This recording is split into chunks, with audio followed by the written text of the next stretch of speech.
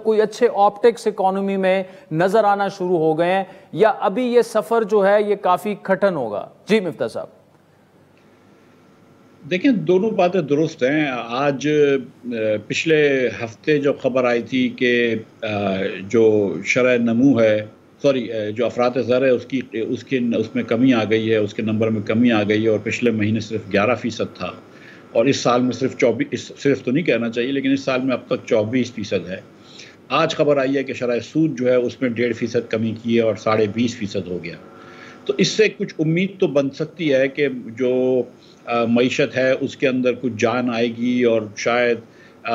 جو large scale manufacturing گر رہی تھی وہ شاید نہیں گرے گی، اور اللہ کرے گا تو تھوڑی سی آگے بڑھ جائے گی۔ لیکن جو خبریں آ رہی ہیں اس کے مطابق جس طرح ٹیکس بڑھایا جا رہا ہے انکم کے اوپر، برآمدات کے اوپر، اور جو ایگزیمپشنز ختم کیے جا رہے ہیں کیپٹل مارکیٹس پہ، جو آپ کو بینک ڈپازٹس وغیرہ پہ، تو اس سے منفی اثرات بھی ہوں گے، اور خاص طور پہ جو سیلز ٹیکس بڑھایا جا رہا ہے میں سمجھتا ہوں وہ تو بہت ہی زیادہ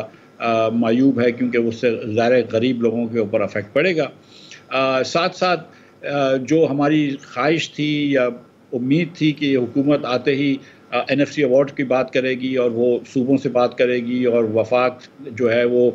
زرعی ٹیکس پہ اور پراپرٹی ٹیکس پہ کچھ اس میں وفاق کو حصہ ملے گا، اور وفاق ان چیزوں کو ٹیکس کرنا شروع کر دے گا، وہ نہیں ہوا تو ہم پھر بھی وہی جو ٹیکس دہندگان ہیں انہی کے اوپر اپنا زور لگائیں گے، اور جو بڑی بڑی اراضی رکھی ہوئی ہیں ہزاروں ایکڑوں کی زراعت کی، یا جو ہمارے بہت زیادہ صاحب ثروت لوگ شہری علاقوں میں جن کی اربوں کی پراپرٹیز ہیں ان کے اوپر ہم ٹیکس نہیں لگائیں گے، لیکن ہم جو ہے وہ مڈل کلاس اور نوکری پیشہ لوگوں کے اوپر، غریب لوگوں کے اوپر اور مینوفیکچرنگ کے اوپر ٹیکس لگائیں گے۔